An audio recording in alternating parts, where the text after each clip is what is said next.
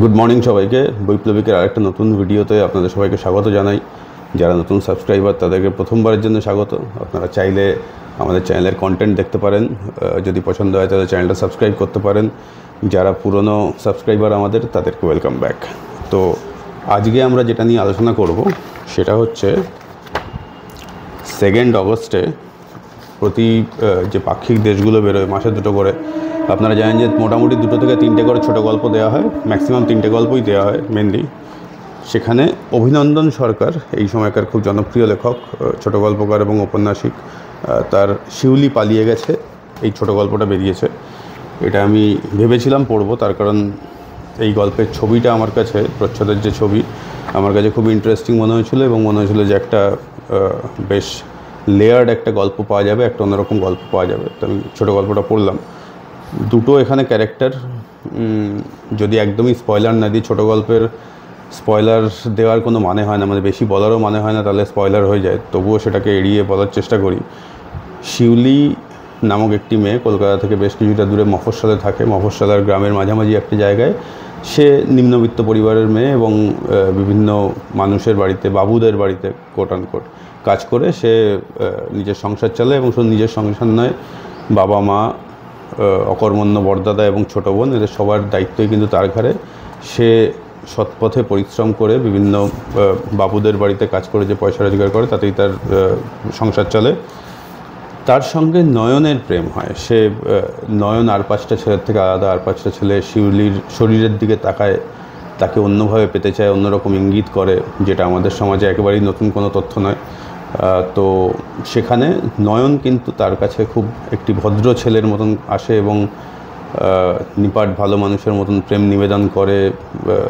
তো শিউলির তাকে ভালো লাগে এবং তাদের মধ্যে একটা সম্পর্ক গড়ে ওঠে। কিন্তু শিউলি তো বাড়ি ছেড়ে যেতে পারবে না, তার কারণ তার উপরে তার পুরো বাড়ি নির্ভরশীল।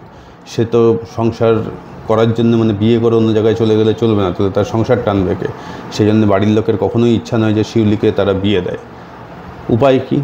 প্রেম ভালোবাসা তো এইসব যুক্তির ধার ধারে না। সেটা হয়ে গেলে তখন তো একটা পরিণতির দিকে এগোনোর কথাই চিন্তা করতে হয়। সেই পরিণতি এখানে পালিয়ে যাওয়া। তারা কলকাতায় পালিয়ে গিয়ে বিয়ে করবে।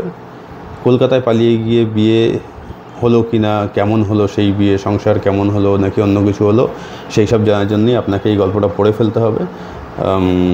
গল্পটা আমার কাছে একটু প্রেডিক্টেবল লেগেছে। তার কারণ হচ্ছে যে আমি অনেক পড়েছি, সেটা লেখকের দোষ একেবারেই নয়, দোষ গুণের কোনো ব্যাপারই নয়। আমি প্রচুর পড়েছি এবং আমি নিজে যেহেতু একজন সোশ্যাল ওয়ার্কার, আমি একটা এনজিও চালাই, তো আমি গল্পে যে থিম তুলে ধরা হয়েছে, যেটা আমি আপনাদের সঙ্গে শেয়ার করতে পারবো না, সেই থিম শেয়ার করা যাবে না, স্পয়লার হয়ে যাবে। আমি তার উপর নিজেও কাজ করেছি, তো আমার কাছে প্রেডিক্টেবল মনে হয়েছে। কিন্তু এটা কিন্তু একান্তই আমার নিজস্ব অভিজ্ঞতা, নিজস্ব মনে হয়েছে। আপনাদের কাছে কিন্তু একদমই প্রেডিক্টেবল নাও হতে পারে, বিশেষত যদি অল্প বয়সী ছেলেমেয়েরা থাকো, তোমরা যারা সবে পড়তে শুরু করছো, তোমাদের কাছে কিন্তু গল্পটা বেশ ভালো লাগবে। শেষের দিকে একটা টুইস্ট আছে, যেটা কিন্তু বেশ ভালো লাগবে বলেই আমার মনে হয়। এই গল্পটা একটা সামাজিক সমস্যার কথা তুলে ধরে আলটিমেটলি, যেটা খুবই প্রয়োজনীয় সেই সম্বন্ধে অবহিত থাকা, জানা আর কি। বিশেষত কারোর সঙ্গে ভালোবাসা করার আগে, কাউকে বিশ্বাস করার আগে কতটা জেনে নেওয়া দরকার এবং কতটা জেনে নিলে তোমরা নিজেরা সেফ, বা আপনারা। সেই ঘটনা যে শুধুমাত্র অল্প বয়সে ঘটতে পারে তা নয়, বেশি বয়সেও ঘটতে পারে, পরিণত বয়সেও প্রেম আসতে পারে এবং সেই রকম একই সমস্যার সম্মুখীন হওয়া যেতে পারে আর কি। তো কতটা জানলে বিশ্বাস করা যায়, কতটা জেনে বিশ্বাস করা উচিত, এবং সেই বিশ্বাসটাকে টাইম টু টাইম ওই পাসপোর্টের মতন রিনিউ করা উচিত কিনা, এই ব্যাপার স্যাপারগুলো কিন্তু এই গল্পটাতে খুব সুন্দর করে উঠে আসে। আমার মনে হয়েছে গল্পটা খুবই প্রয়োজনীয় গল্প। ছোটো গল্পের মধ্যে এটা 3টে গল্পের মধ্যে প্রথম গল্প। দেশে 3টে গল্প এবারে বেরিয়েছে, পড়ে ফেলতে পারেন। অল্পই সময় লাগবে, 20 মিনিট 25 মিনিট। আরও স্পিডে পড়লে আরও কম সময় লাগতে পারে।